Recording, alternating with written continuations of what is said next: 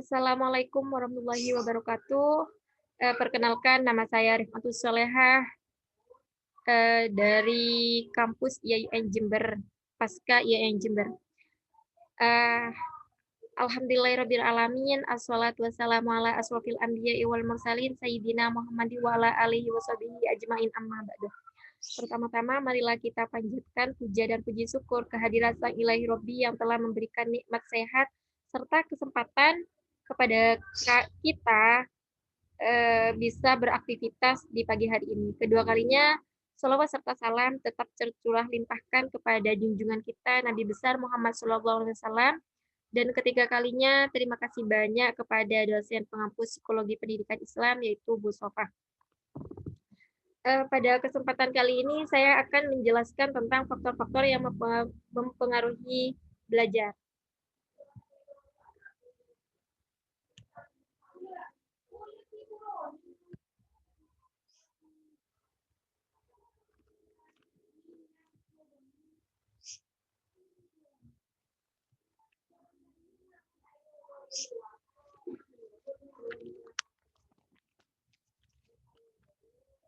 Prestasi belajar yang dicapai oleh seorang individu merupakan hasil dari interaksi antar berbagai faktor.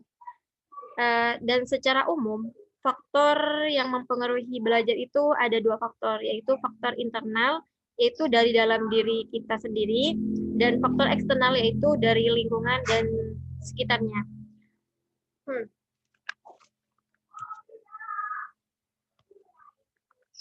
Faktor internal.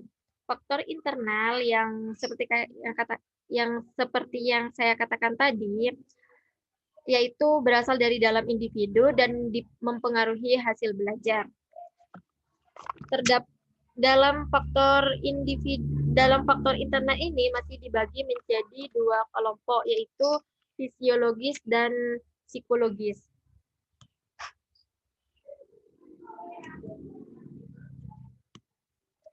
Fisiologis, kondisi umum jasmani dan tonus yang menandai tingkat kebugaran organ-organ tubuh dan sendi-sendinya dapat mempengaruhi semangat dan intensitas siswa dalam mengikuti pelajaran.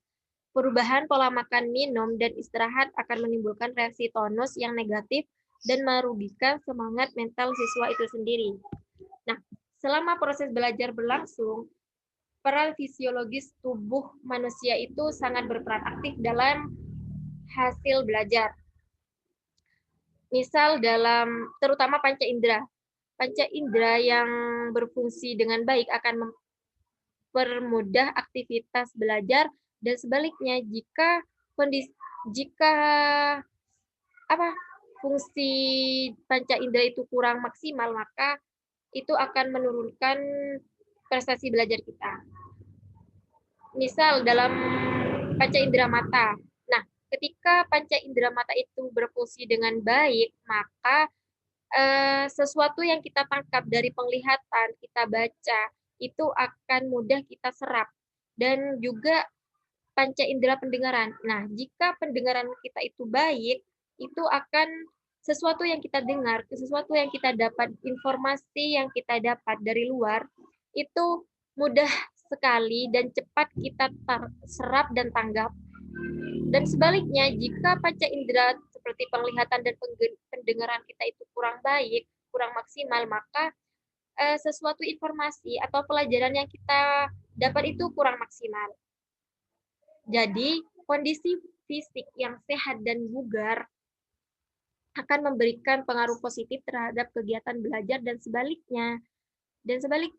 Kondisi fisik yang lemah atau sakit itu akan berpengaruh negatif yang akan menghambat pencapaian hasil belajar.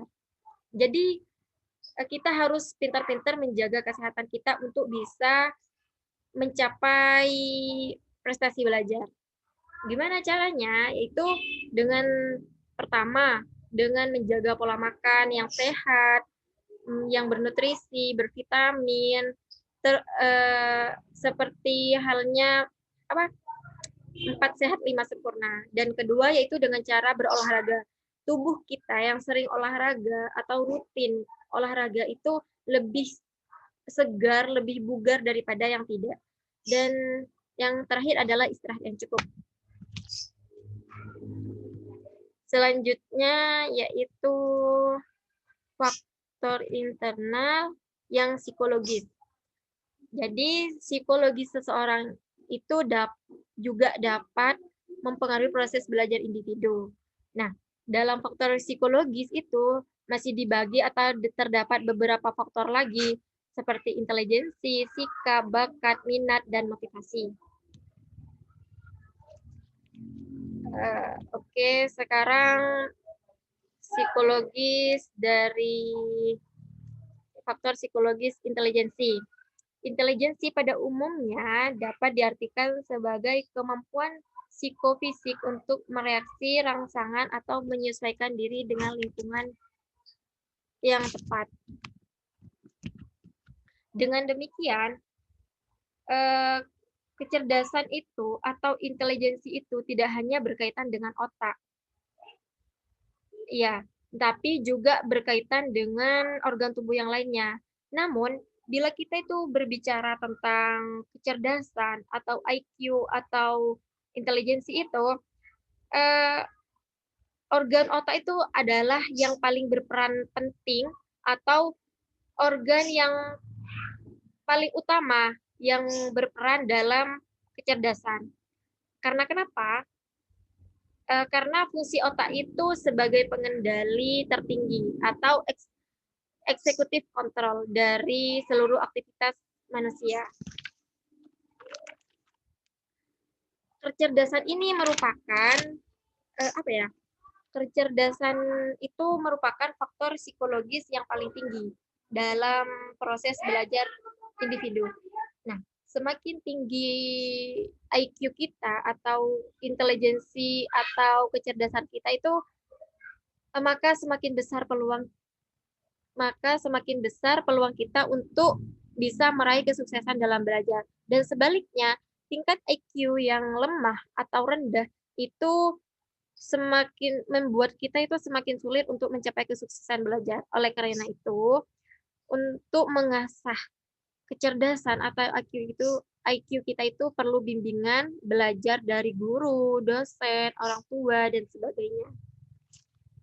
Oke, yang selanjutnya dari faktor psikologis itu ada sikap.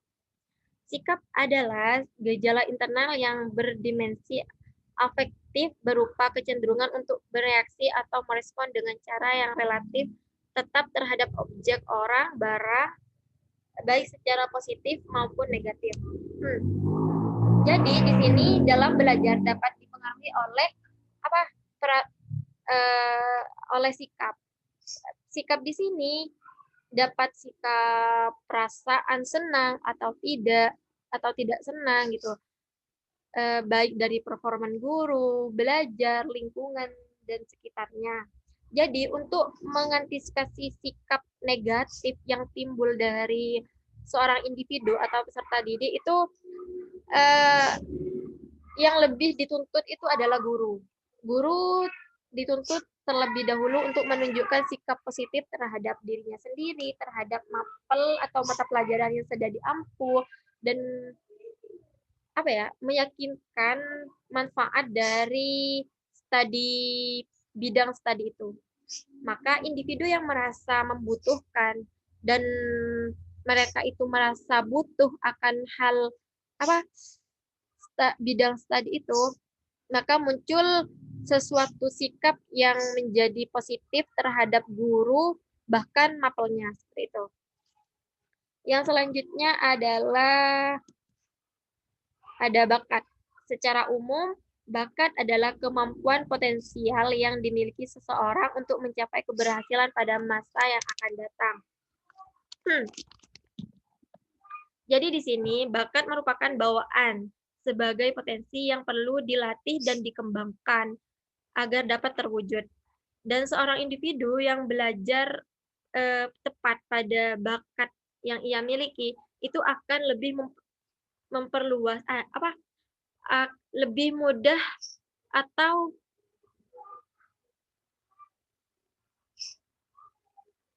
lebih mudah untuk mencapai keberhasilan dalam belajar. Namun hal itu harus disertakan dengan minat. Bakat ini harus disertakan dengan minat. Karena kenapa?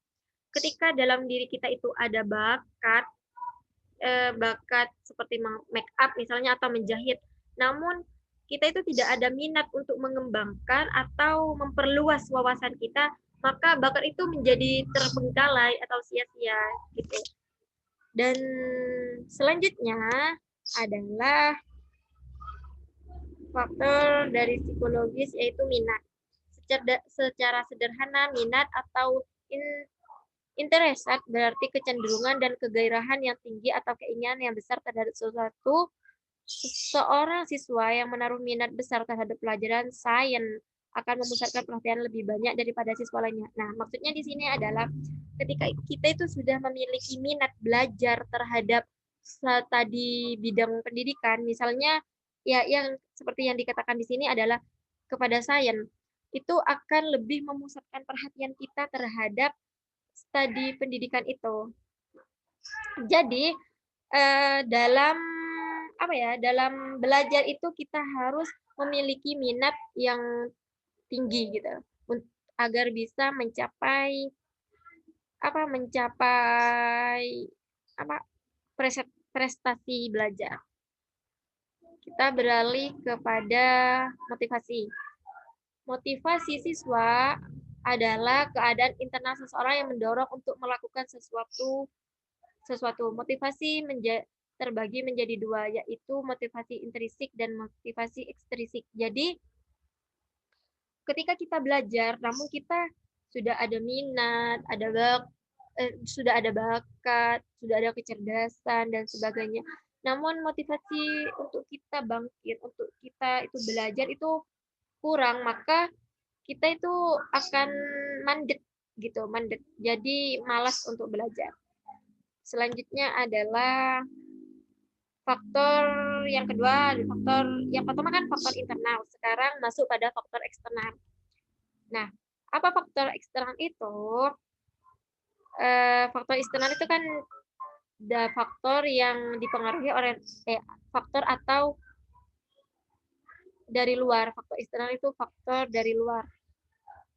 Di sini selain karakteristik siswa atau faktor-faktor endogen, faktor-faktor internal juga dapat mempengaruhi proses belajar siswa. Dalam hal ini, Syah menjelaskan bahwa faktor eksternal yang mempengaruhi belajar dapat digolongkan menjadi dua golongan, yaitu faktor lingkungan sosial dan faktor lingkungan non-sosial. Jadi di sini yang faktor lingkungan sosial ada pada faktor sosial di sini masih terdapat beberapa faktor yang mempengaruhi belajar, antara lain faktor sosial pendidikan, faktor sosial masyarakat, dan faktor sosial keluarga. Oke, lanjut pada faktor sosial pendidikan. Lingkungan pendidikan seperti guru, dosen, mata pelajaran yang ditempuh, metode belajar, dan teman-teman sekelas dapat mempengaruhi proses belajar seorang siswa. Karena kenapa? Ketika kita dihadapkan pada seorang guru yang kurang dalam penjelasannya, tidak menguasai mata pelajaran yang diampu, maka itu menjadikan sesuatu yang kurang berenergi dalam mendapatkan pelajaran. Jadi guru itu harus berenergi atau semangat dalam proses belajar mengajar. Karena kenapa? Guru itu jadi salah satu faktor untuk siswa itu apakah itu jadi malas belajar atau semangat dalam belajar dan seterusnya. Juga ada metode belajar. Nah, guru yang hanya menggunakan metode biasa aja atau menggunakan metode yang kurang menarik itu menjadikan siswa itu kurang tertarik untuk belajar, sehingga hal ini menjadi pengaruh dalam prestasi belajar siswa. Yang selanjutnya ada faktor eksternal dari sosial masyarakat. Nah, faktor yang berasal dari masyarakat, seorang individu tidak lepas dari kehidupan masyarakat. Faktor masyarakat kuat pengaruhnya terhadap aktivitas belajarnya. Maksudnya di sini adalah ketika kita berada di lingkungan masyarakat yang berpendidikan, otomatis kita itu akan terpengaruh. Oh, ya, saya ingin jadi seperti dia. Jadi, apa ya, faktor sosial masyarakat yang berpendidikan itu akan menjadikan kita itu bersemangat untuk terus belajar, belajar, dan belajar. Dan sebaliknya, kita berada di lingkungan masyarakat yang notabene-nya kurang lah dalam pendidikan, itu seringkali itu banyak terdapat itu juga berpengaruh dalam semangat belajar, sehingga ketika kita belajar berada di lingkungan yang kurang pendidikannya, kita itu menjadi malas-malasan juga untuk belajar seperti itu. Yang selanjutnya faktor eksternal yaitu dari sosial keluarga. Nah, lingkungan sosial keluarga. Lingkungan ini sangat mempengaruhi kegiatan belajar.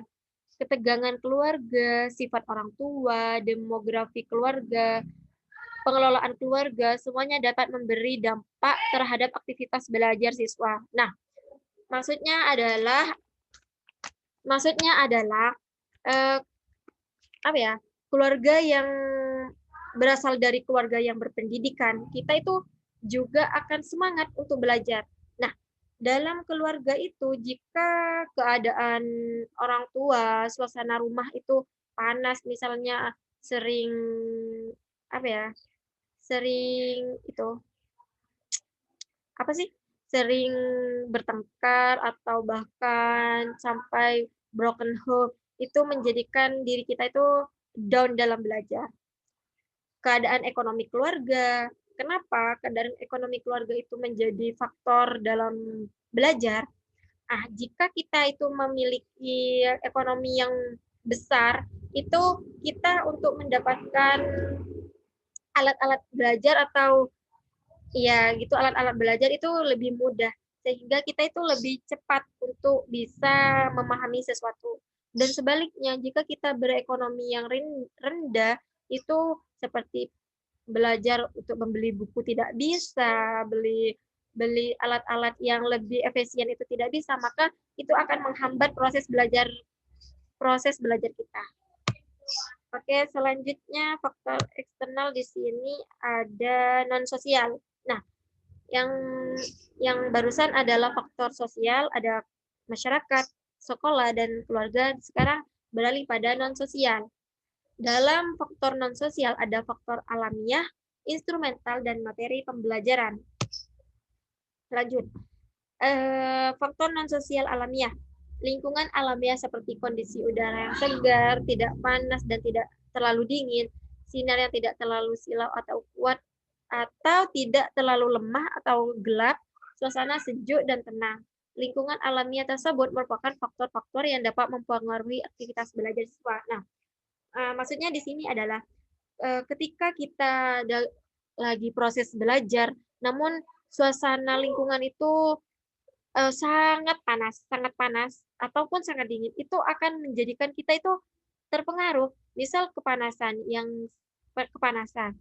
seharusnya kita itu fokus dalam belajar, karena kita kepanasan itu menjadi tidak fokus karena ada gerah, ada juga gimana ya? Ya intinya itu bisa berpengaruh gitu. Terus selanjutnya di sini ada instrumental.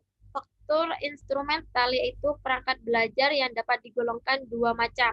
Pertama, hardware seperti gedung sekolah, alat-alat belajar, fasilitas belajar, lapangan olahraga, dan lain sebagainya. Nah, maksudnya di sini adalah ketika kita berada di lingkungan sekolah atau instrumental yang memadai, seperti gedung sekolah yang bagus atau apa ya, pantaslah untuk dijadikan tempat belajar mengajar dan alat-alat belajarnya terus fasilitas belajarnya itu sudah memadai, maka proses belajar mengajar itu atau proses belajar kita itu akan semakin meningkat sehingga kita belajar yang lebih lengkap itu lebih mudah untuk mendapatkan suatu ilmu.